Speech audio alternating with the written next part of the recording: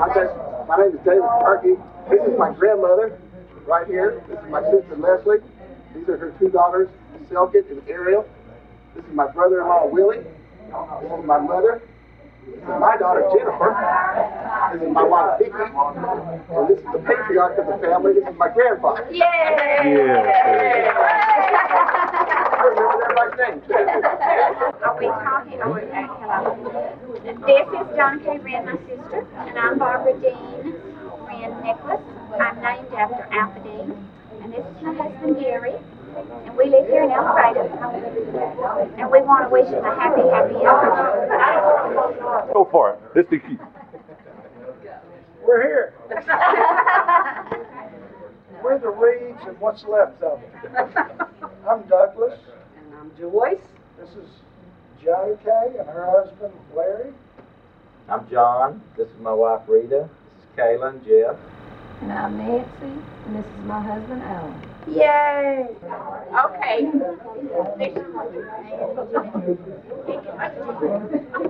This is Ann and Jimmy Jenkins. This is Stanley's niece, his brother John. And this is Kermit Littleson and Estelle Collette. They're Stanley's first cousins. Their daddy and Stanley's mother are brothers and sisters. We're all Reagans, and I'm Florence Mason. My daddy was Bob Reagan, Stanley's mother's brother. So we're all... Your own. This is the Allen family. We're probably three of this. My daughter Linda, her husband Jeff, my youngest daughter. Yay! I don't know how I got to be master of ceremony. I think it's because I lived the farthest away. I didn't get to object. Nana told me to get up here and just do this any way I wanted to, but she gave me some notes. So she didn't want it screwed up. Notice they even numbered page 1, 2, 3. But anyway, I want to say this, I can do it any way I want. But anyway, I would like to welcome you tonight, and we're going to have a pretty good time. We're all family here, and I think most of us know each other. But I'm going to let my grandmother stand up and say a few words and introduce the rest of us. I'm not going to say a few words, but these are all my nieces and nephews. Of course, we all know each other, but I don't think all of you know Stanley's cousins, Florence Mason from Monroe, and then Kermit Wilson and Estelle Collins. They are Stanley's cousins. And some of you know them, but most of you probably don't.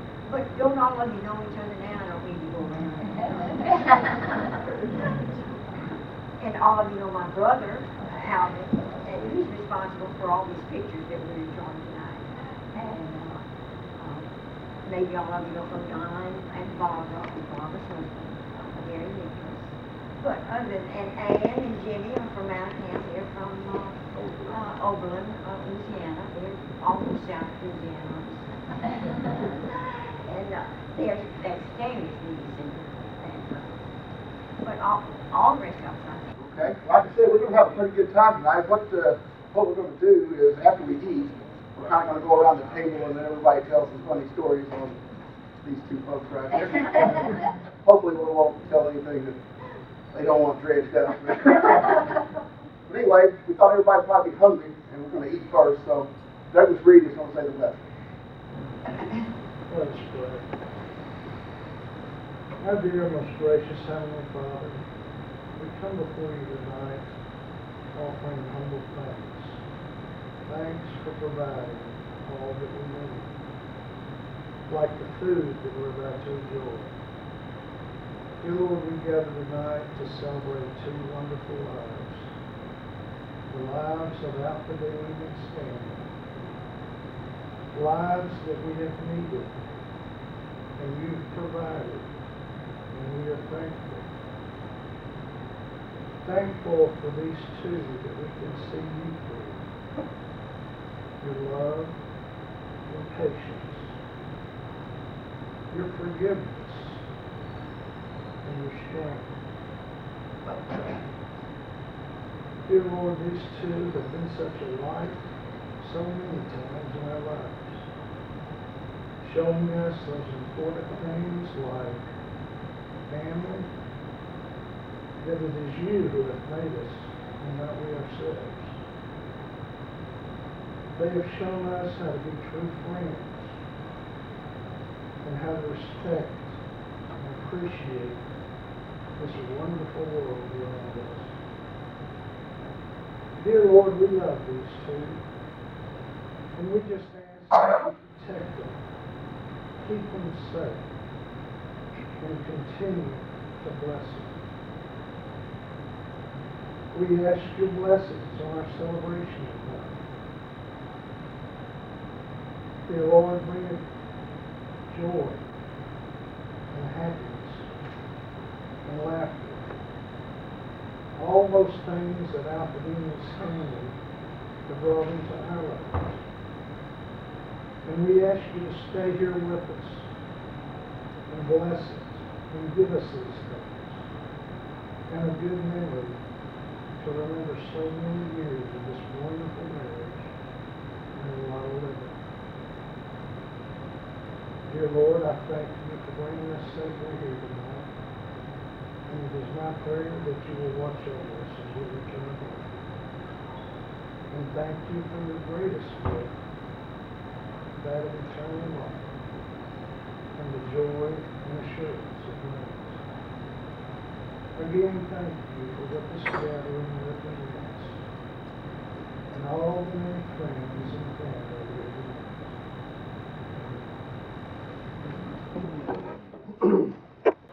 We might not ever get started.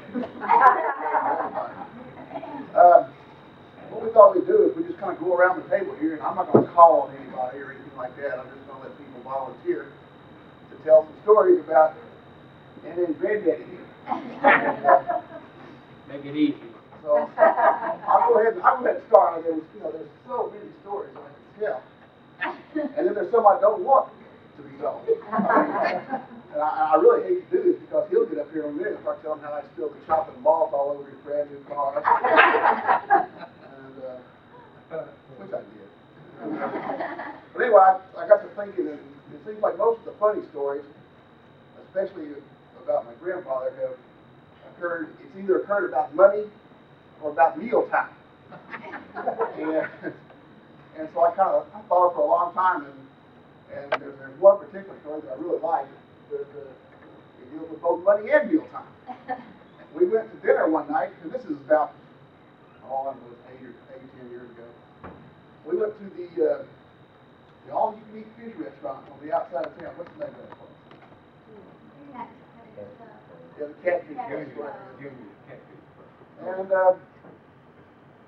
we got there and we ate, and we had a really nice time. And when it came time to go, I said, I'm a grown man now, I'm going to pay for the meal. Well, I had totally offended his manhood there. I was his grandson, he was going to pay. Yeah. Well, fine, no problem. He said, well, why don't you just go get the car and everything. So we all trooped out, and I went and he did let me drive. And I got the car, and we pulled back up around, and we sat there, and we sat there a while longer, and nothing happened. He didn't come out, and I said, well, Nana, you don't suppose the man came up a couple of dollars short? And she says, oh no, she says, Stanley always has plenty of cash. I said, well, that's true. And we waited a few more minutes, and here he comes out the door. You could tell he was hanging on to the door. And he comes out and he goes, Mother, you have a couple of dollars.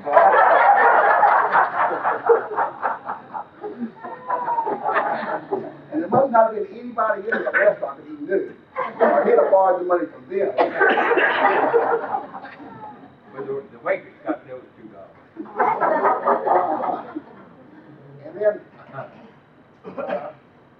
you have to tell one on my grandmother too.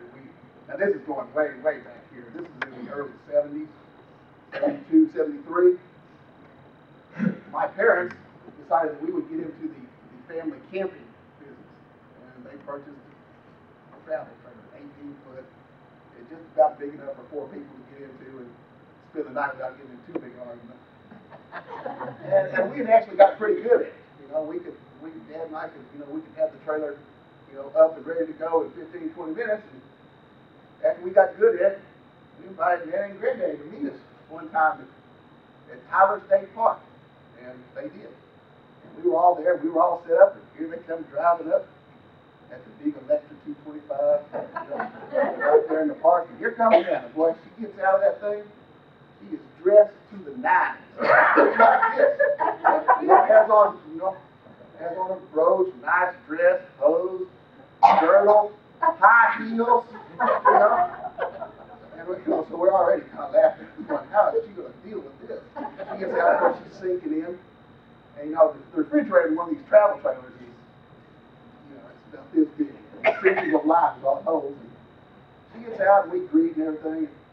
She says, oh, I have one thing for the refrigerator. And she reaches in the back seat, and there's a 14-inch key lime pie that has to go immediately into the refrigerator. So we had key lime pie for a snack. And that was it.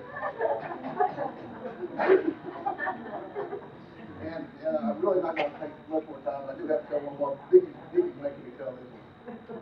About 3 years ago, we took me and Granddad on vacation up to Branson. We took them up to Branson, we saw some of the shows, had a really good time. And we drove up, we were going to spend the night in Springfield one night. We drove up to Springfield, and I got to tell you, the people that laid out Springfield must be idiots. Okay? There's not a motel on the south side of town. They're all on the north side of town. Well, we came into town at 6, and it was rush hour, and at 6 o'clock it's time to eat dinner. So it took about 45 minutes to get from one side of town to the other. And Granddad started with me about, David, my stomach thinks my throat's been cut. I was hearing that, and boy, Nana, she was maybe getting something to eat. We passed by this motel and it had all these lights, and I looked over at it. He said, well, David, why don't we just stay there? If I've ever seen a no-tell motel, that was good. And I said, I don't believe I'm not well armed enough to stay there.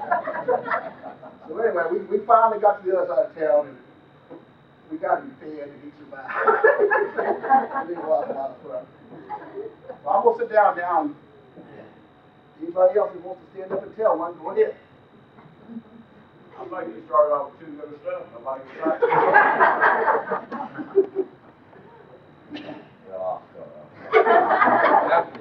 Well, I was trying to think of a story. I'm probably one of the youngest nephews, and I don't remember a lot.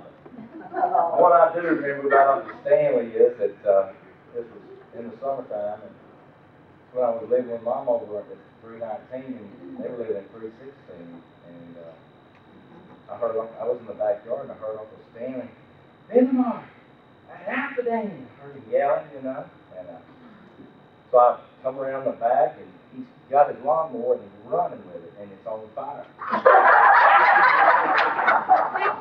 So I take off over across the street, and he's running, he's pulling it behind him, he's just running, going right across the front yard with it. And so I catch up with him and get it, and we get the water hose, and we spray it, and it won't go out, and it just flames, and I keep spraying, finally was doing that.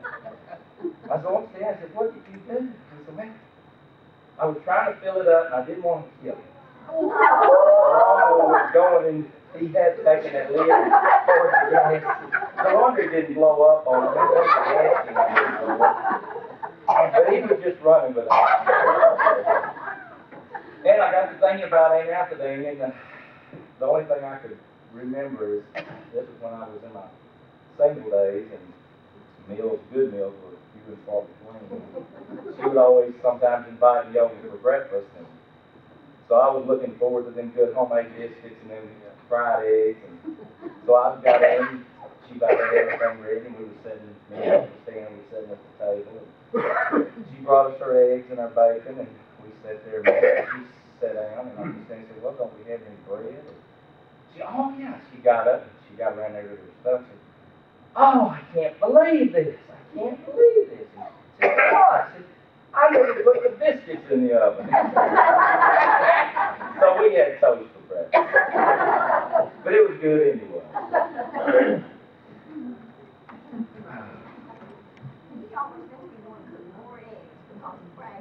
See, I don't know how she makes them look so perfect.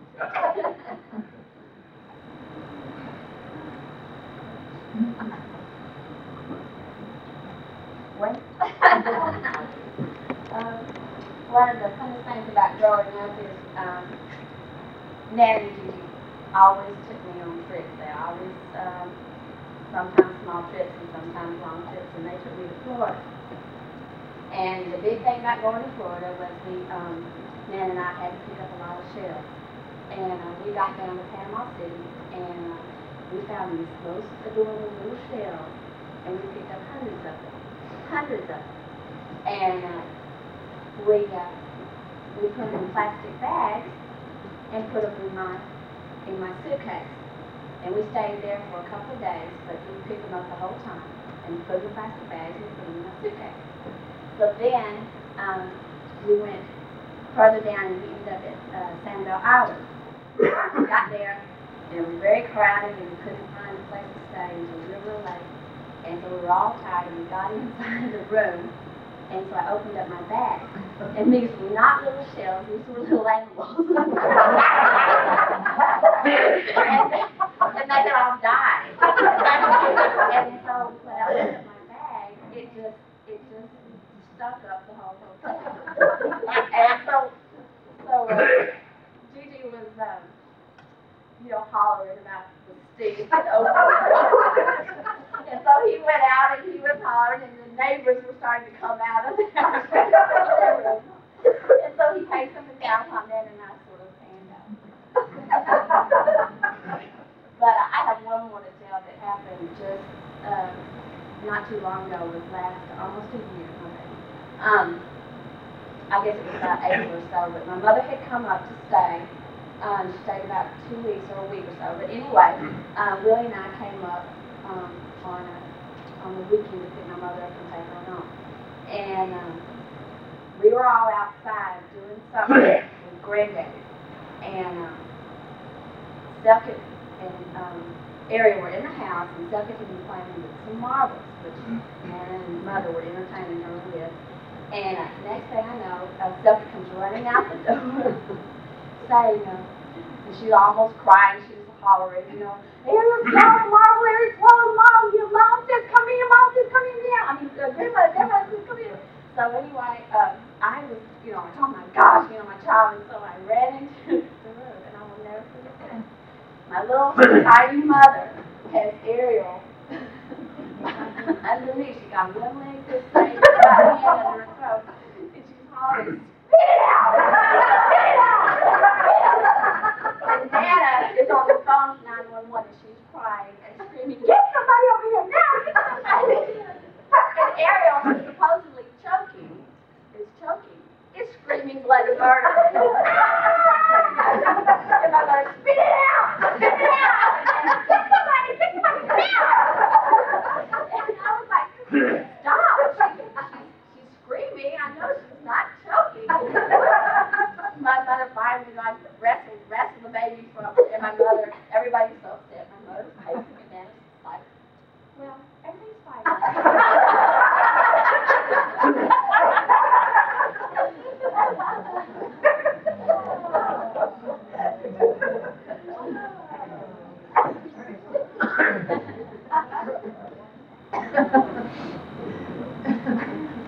There are probably a lot of names that you would associate with Alpha Stanley Nash, but Jack Daniels doesn't really very much.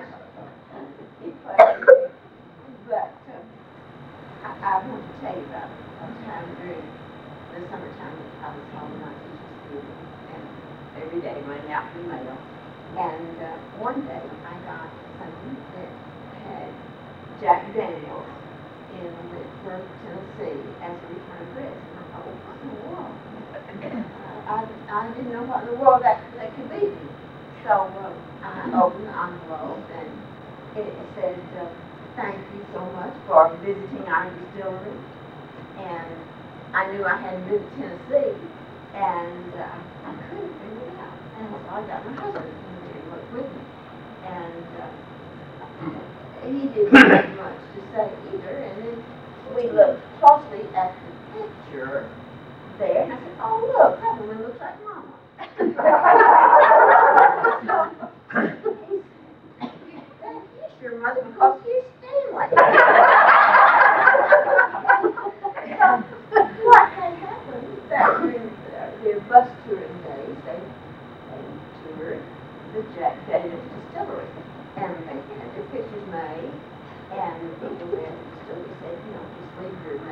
address and we'll mail you the pictures.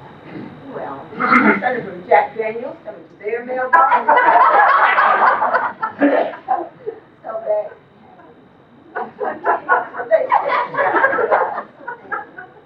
they got their pictures, but it was in a roundabout way.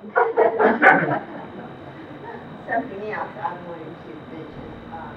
In the early years of Mother's and Daddy's marriage, depression was in full force, and the motto of the day, I think, was wear it out, use it up, make it do. And women, of course, had a different responsibility. They stayed at home, and they were the ones that wore it out, made it do, whatever. And the mother, like I guess most women at that time, had a Sunday school dress, and she had a PTA dress, and she had a house dress. And she had to go along with those shoes that went along with that. And it didn't take Mother, I think she was exceptionally bright and brilliant. It didn't take her very long to figure out that if she took leftover or worn out or made do Sunday school shoes or her house dress shoes, then she could have money quicker for some new dress-up shoes. So Mother took her Sunday school shoes and her PTA shoes for her housework shoes, and Mother kept house in high heel shoes. She's done it ever since.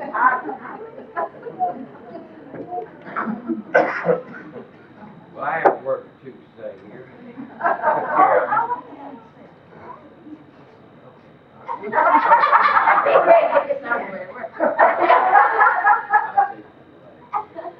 After if you have something to say. I don't have nothing to say. You don't. I could tell you about you last week, though. Stanley came by the office down there, and I mean, and asked Paul, he said, what is that noise been going on all day? And he said, all over town. He said, I heard it this morning before we even got out of our bedroom out there, and said, and everywhere I've gone, they can hear that noise. And Paul hadn't heard anything, so he goes outside to see whether somebody can hear the noise. And so he goes over to Stanley's car, and that's where the noise is in Stanley's car. So he's been hearing it all over town.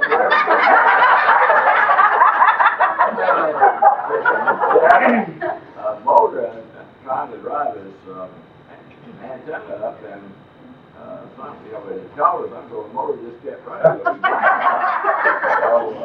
that was just pretty worried about that noise all over town. I got to tell Babbitt on sister, though. You know, for years and years, I thought sister was just a person that would never show any really high emotion. I mean, it'll be nothing but just my sweet little sister. But it just came as a real shock to me one time that we sat at a table and I think with me, I don't know whether just the three of us or what, but Stanley had a little itch at his side of his nose or something, and he reached up there and did about like that. He said to me, what? Quit that. That's my little sister. Quite a shock. Man, I'm talking about life.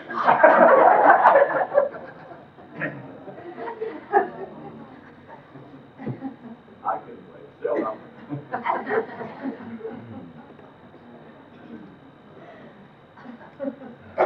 I gotta tell one more. Go ahead. I'm going to hear from Stanley in retaliation, though. I'm gonna tell one more. I told two on Grand Day, so I gotta tell one more on them. This is kind of funny for my mom and dad too. The look on their face. This is back. This is in the mid-60s. They went on vacation, you know, without the kids. And Nana and Granddad came and stayed with us. Well, I forget how, I can't remember how long they were gone, but anyway, when they got home, Leslie's bed was broken. It was broken. And Mom and Dad knew instantly what had happened. He could tell from the damage.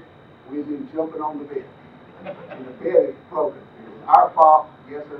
We did it. But I got him. He said, well, Dad, it didn't break. So then I got up here and started jumping on it.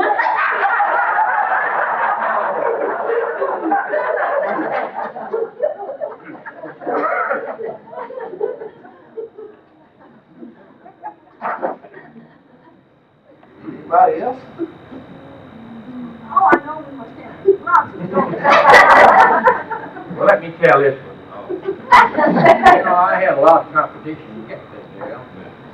I had got three other guys over there. It was competition was tough. So I went over there one night and had the date, you know, and just walked in there. There sat a big old guy, about 220 pounds looked like. And I said, I'm just going to have to sweat you in this. Finally, well, let me go back to this part. About a week before that, she gave me a beautiful scarf. See, in those days, boy, it was cool to have a scarf on your top coat. And here I come in with that on. See. And after he finally got up and left, we got the car going to the show and all. She says, do you know where I got that scarf? I said, well, I guess you bought it. No, she said, I got it off that fella's thing. I said, my goodness, if he jumped up there, he could choke me. I'd risk my life. But I finally got rid of the rest of it. I know.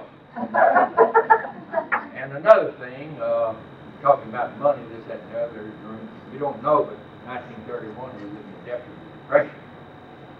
So we decided to go get married, and the thing to do, leave town. So we went to Camden, Arkansas with our good friend Bob and Mary Parks up there. I didn't know much about Camden, but we got a big church there. It was a Baptist church, and we figured that the park was pretty close by, so we went in there.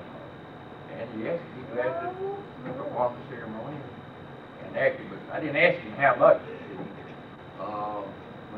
When you got through with it, I said, well, preacher, how much?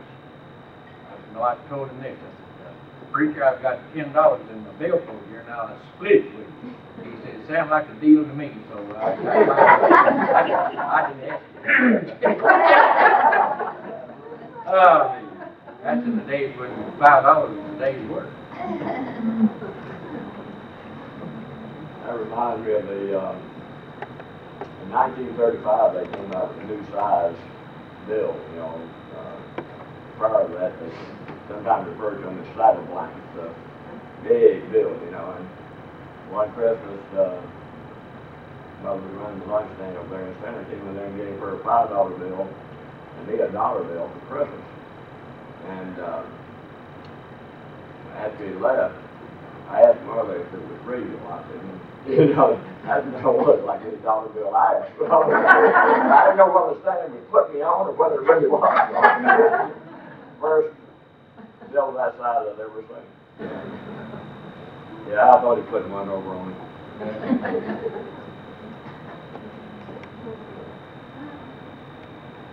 Well, it's been, folks, it's been a good 65 years.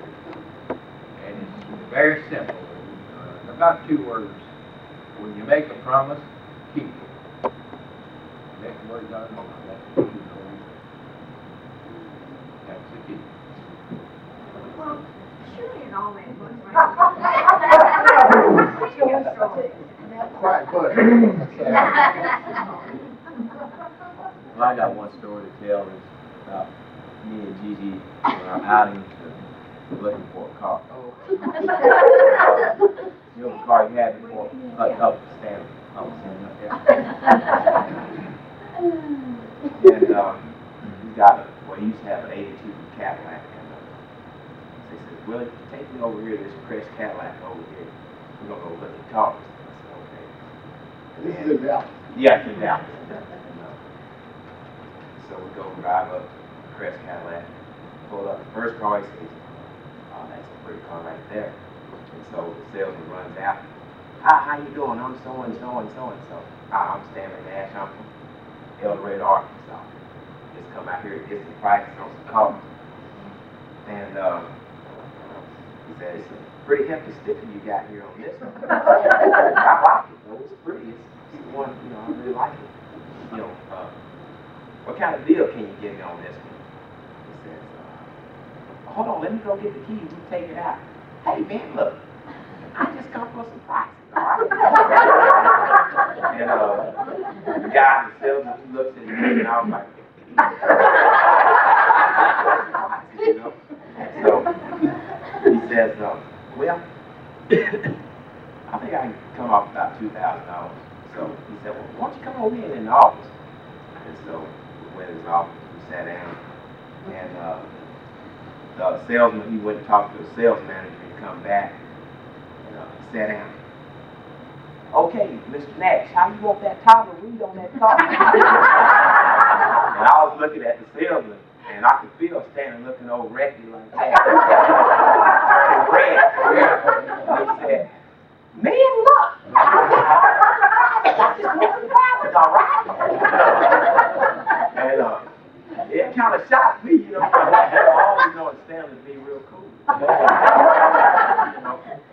And thinking he was huffing and puffing, I was getting scared myself.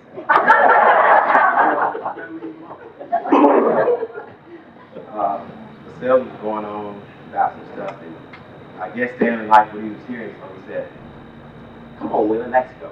Let's go. I tell you what I want to hear. Yeah. So we were walking out there, the sales manager, he came, how can we help you? See, you looking at the car out there. Look, I got an A2 out there. I drove from El Dorado to Arkansas. I ain't hurting. We'll be back and see you. And then I had one more. I first came here to El Dorado, and Stanley was showing me around in his workhorse. His workhorse is his 82 Caprice. And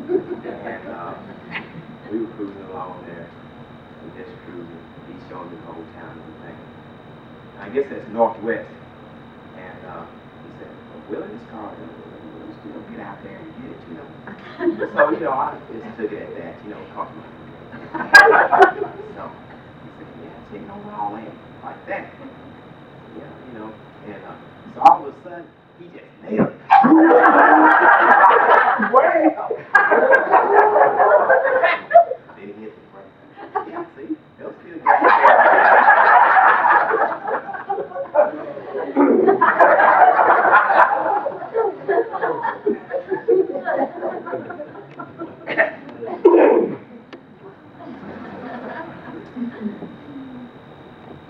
Well, I can't tell any funny stories. All I know is Stanley and Altha are mighty fine friends because we just love them more every year. And we hope they keep celebrating anniversaries.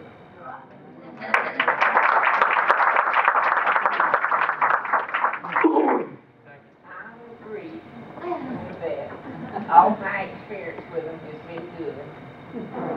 They're always faithful. When we wanted to have something with the family, you could always depend on standing out with us, being there. So all of my memories of them are real good. Well, I've known Stanley longer than any of them. We played together when we were children. Of course, I'm 2 or 3 years older than you. But we got along just fine. He used to come to our house and like to ride my brother's bicycle. And we had an old goat. Then we hitched up to a wagon. He liked to drive that goat too.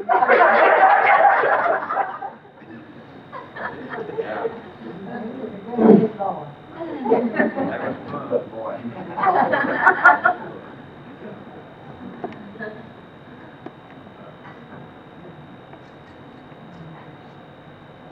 Well, Can't you come up with one? I have a memory of the first time I ever met Altha and Stanley before Linda and I got married. That's the Thanksgiving dinner we have every year. And these two people welcomed me into their house just like family. Wasn't yet on the way, wasn't yet. They treated me so much like family that within an hour Altha had me washing dishes. Well,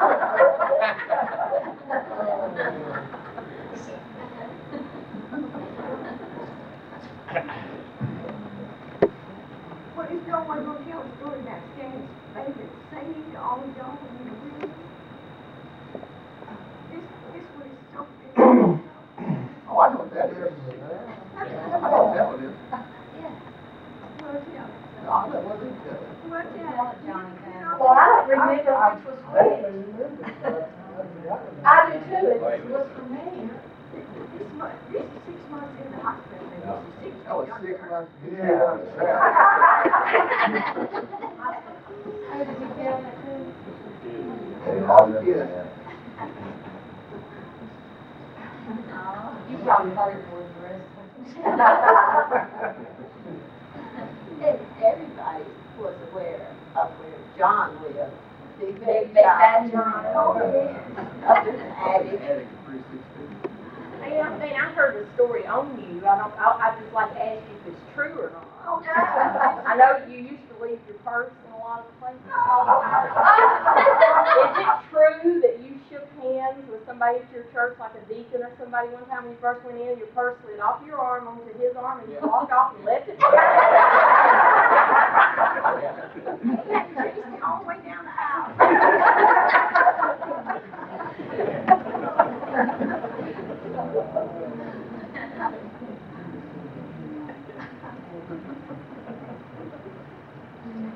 Well, her guardian angel was with her, over in, what was that park? It's called Medieval Time. Maybe, well, you don't tell us about her either.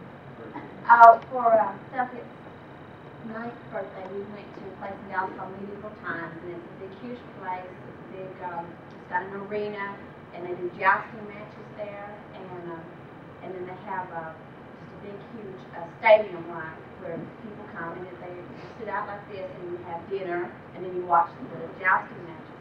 And we wait outside, and they let everybody go in at once. And evidently, when she had gone to the restroom, she left her purse in the restroom, and didn't notice it until after the lights were down and everything. I know they couldn't believe that in Dallas, Texas, there were some honest people because nothing in her purse had been touched. But it had been in there for good. Someone picked it up and took it to the desk. So there are still honest people in the world. Not all bad. This is seriously on my part, too, but this one time when we was driving down, I was walking running into the Junkie Theater, see what's going on, and running somebody's pipe on the front fucking through your radiator. I think that's true. Well, that was the first break I ever. And Douglas was just reminding me of the second one. Yeah, right. And Little Rock? That car just kind of got away from me. We went down a few days later, the bricks were still lying there. Just drive in. It's all right, we have to predict you all the time. Oh, it does. Only in the new car. Oh,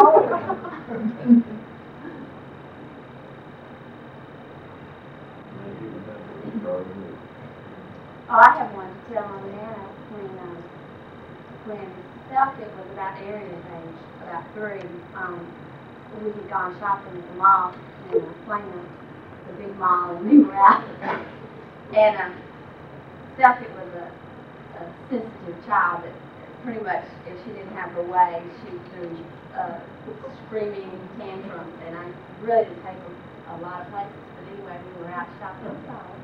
But anyway, we were out shopping, and we went into the wrong store. It had a lot of toys, and we were just in and out all the little shops.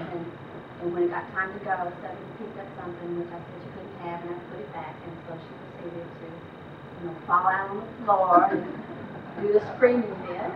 And so I wrestled with her and fought with her, and finally I got her picked up, and I was holding her. We got out in the mall, and she was, how they rear back in your arms and scream. And I looked around, and Nana had gone off like she didn't even know me. She was running around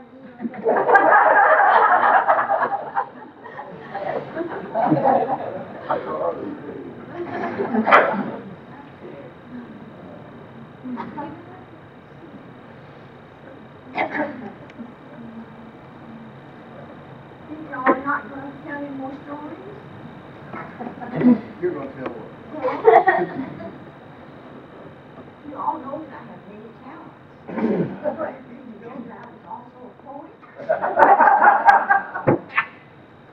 But this is a little thing that I wrote for our 50th anniversary. So by request, I'm going to do it again.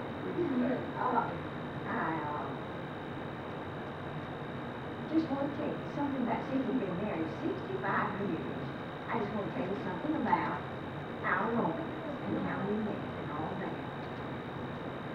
This is how it happened. 68 years ago, I walked the world alone.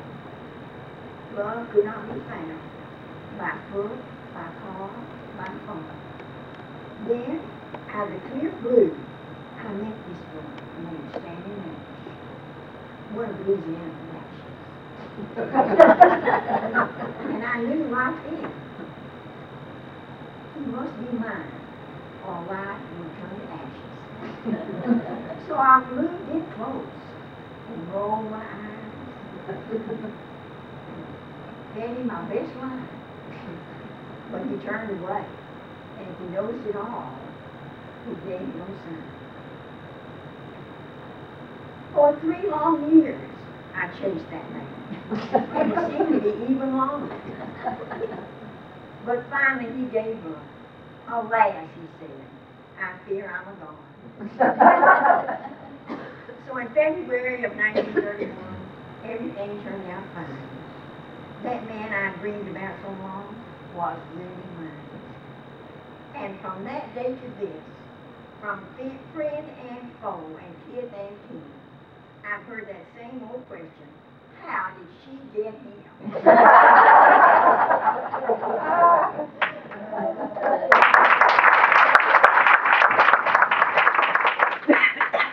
I sure have hung on tight.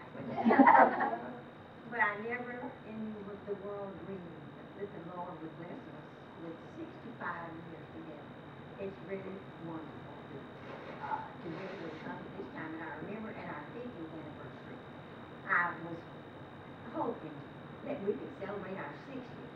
And lo and behold, the 60th just went by so until we didn't realize it almost. And now here we are at 65 years together. Isn't it wonderful? It's wonderful.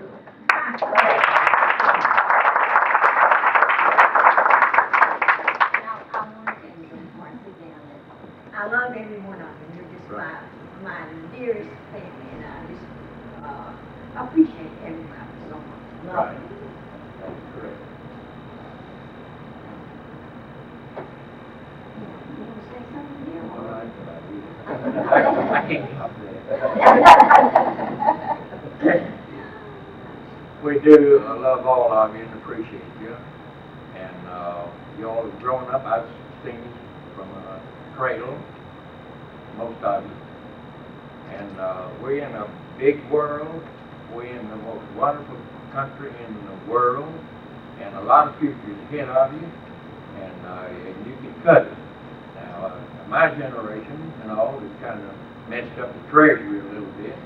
But left you a little change maybe. But y'all can win this thing. And you all are the future of America. And our time has come and gone, and it's up to you all. Take it, it's out. And don't back up. You can do it. I'm proud of everyone.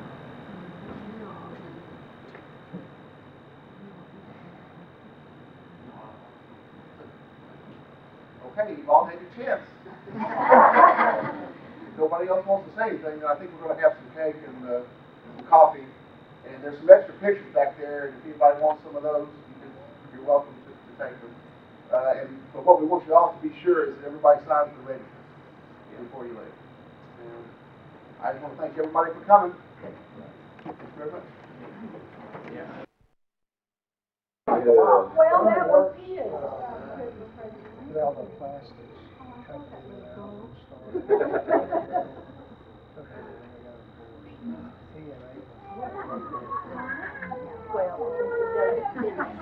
He and Whatever you decide. Yeah.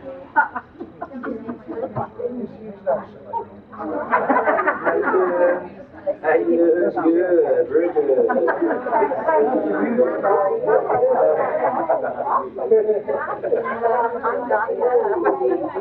I'm sure you didn't know.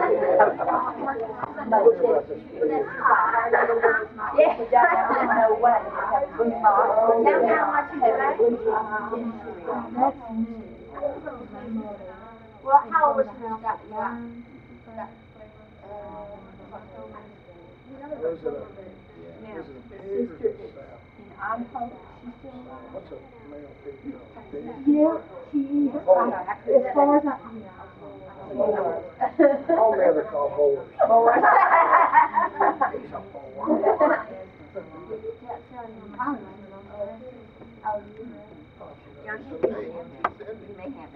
The teacher told her she was doing a really good job the other day afterwards, and when you tell him thank you.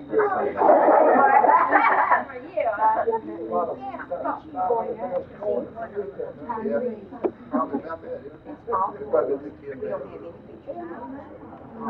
You go out there every morning. Wow, baby. How do you get him to do all your work?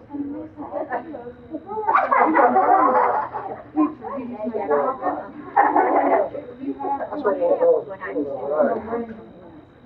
Hold on, I don't think he's going.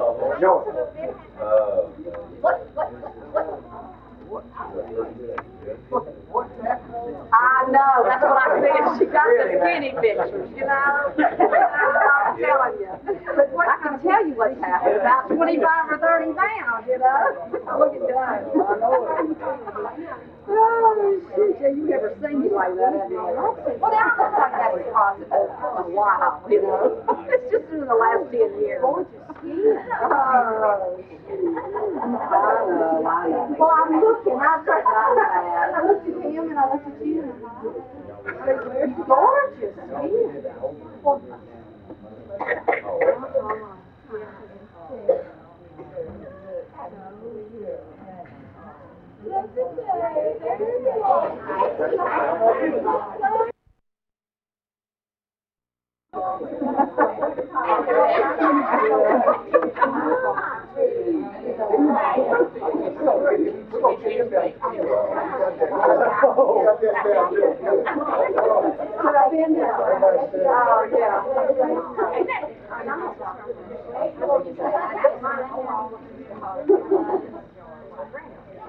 I guess this is the break room.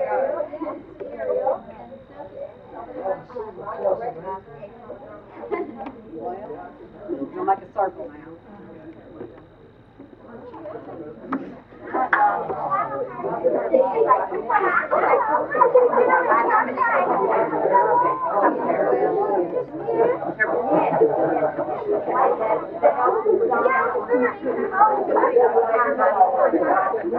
Oh, I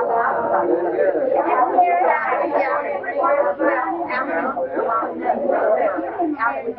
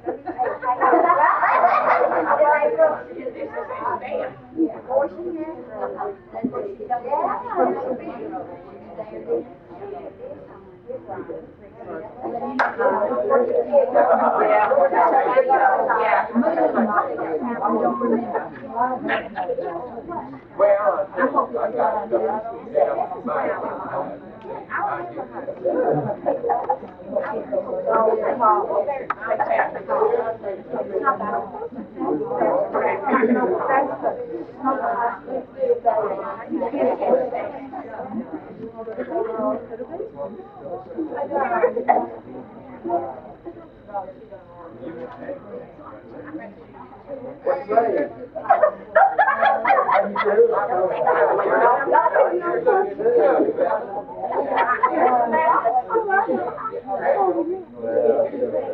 Hi, old buddy. Good to see you.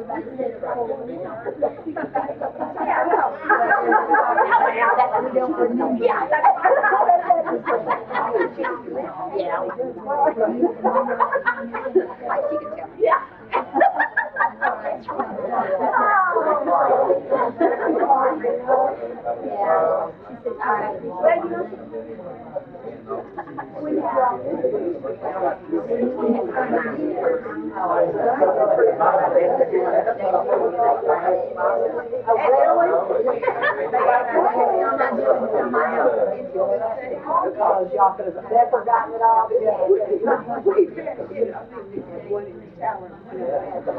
Right.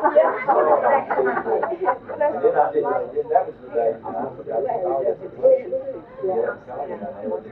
Oh, no.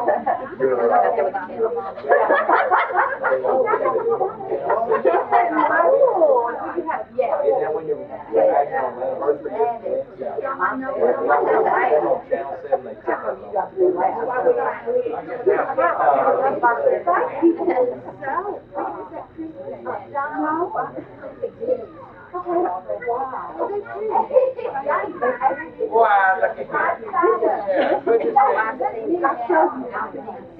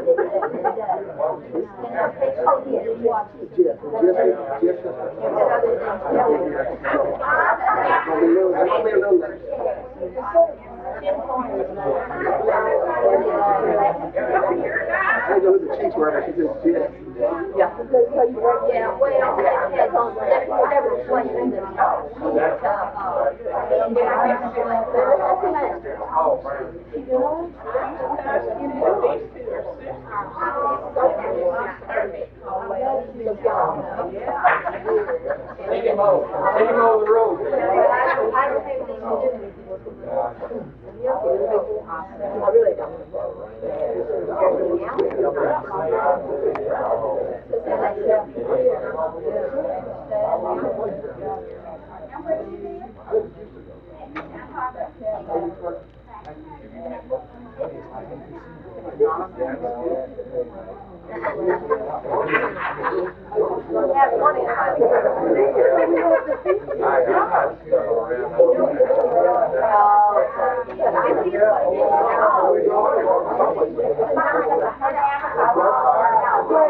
Back up one now. Well, say we didn't get to come here. Yep, that's your picture. Here? Really?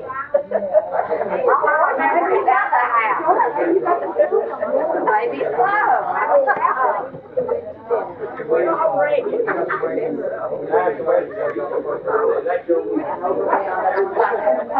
Just don't let Josh know.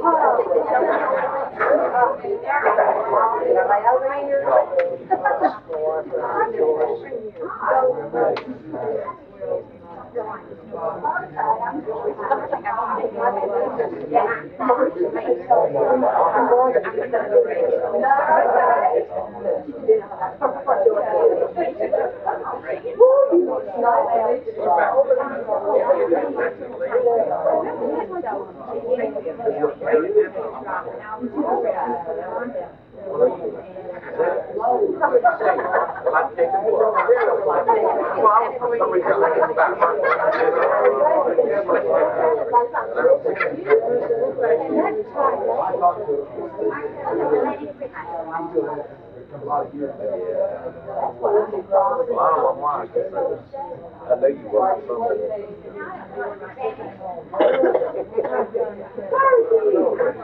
I know what I was doing. Stories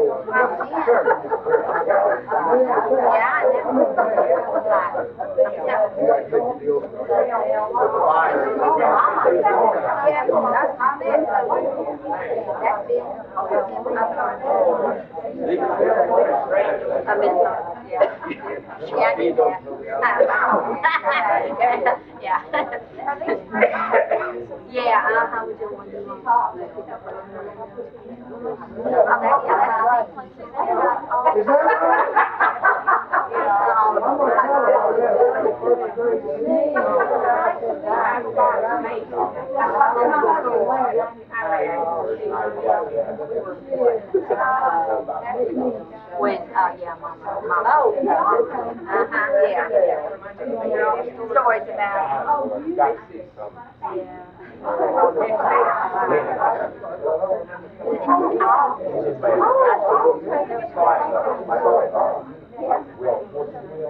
well, we're starting from binoculars.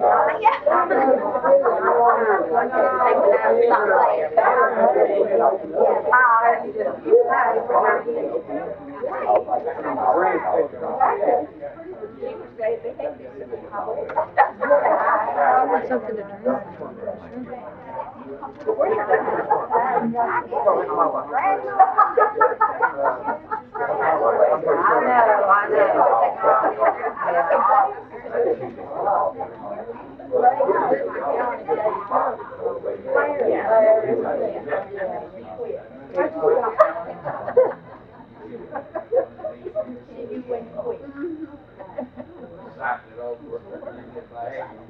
We got both here.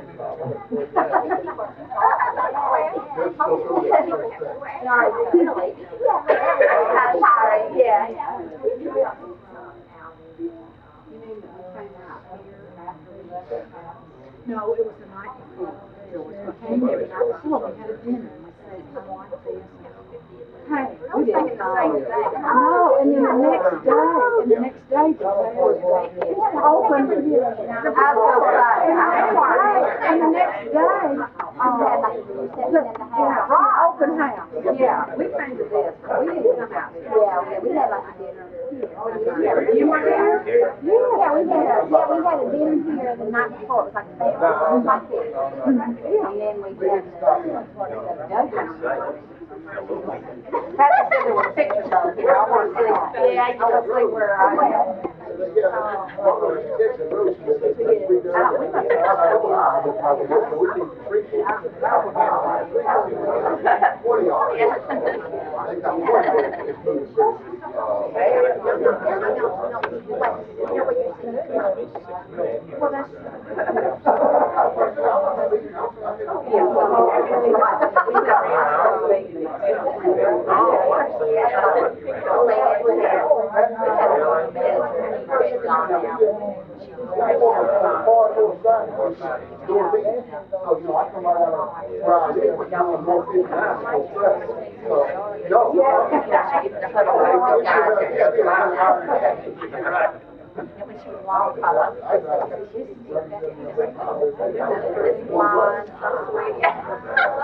Yeah, her hair, we just see her hair. Yeah, I don't want to use it to school down there, so.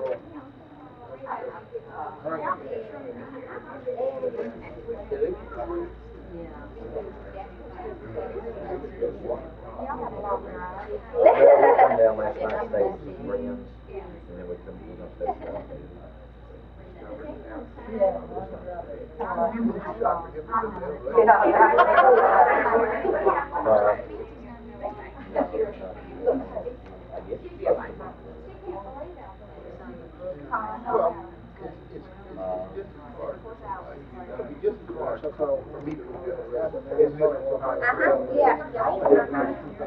I think we've been looking at this all the time. Somebody just eat it up. That's 6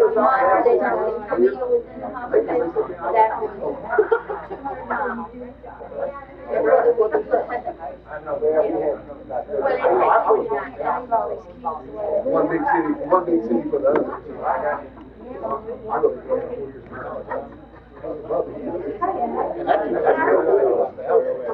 But that was, it was big, that was small back then. So I really liked it. I know.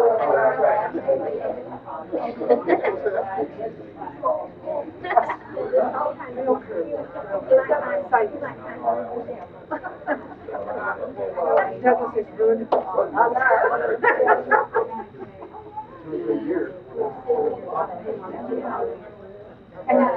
Yeah, I'm Johnny.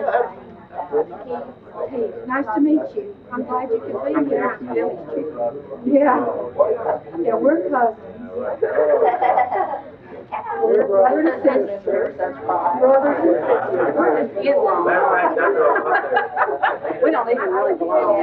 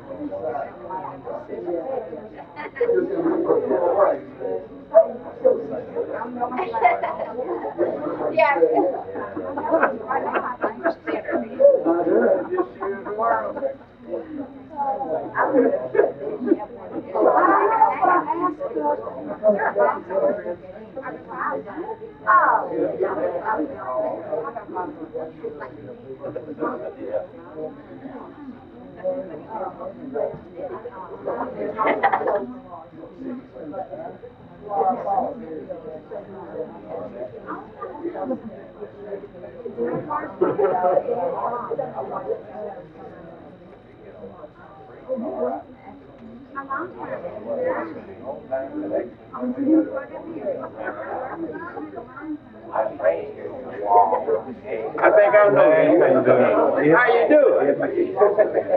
I'm pretty good. Well, that's right.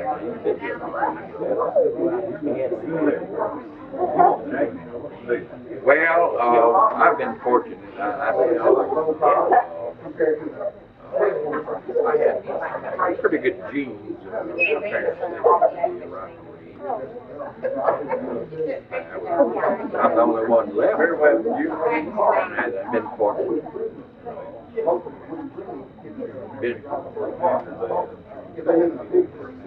That's right. And your last name? Yeah, sure. Did you? Well, I bet you like it better. Yeah, that helps. That's your that's the way to go. That's the way to go. Well,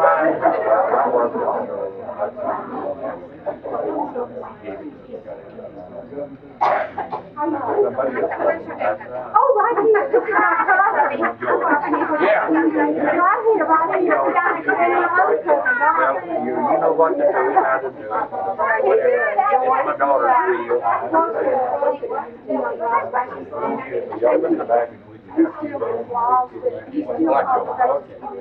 You have the audio and everything. All right.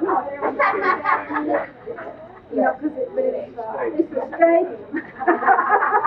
It's real nice for me. I mean, a lot of times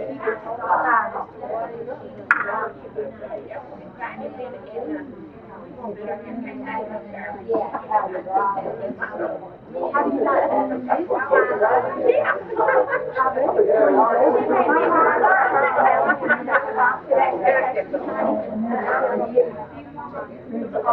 believe it.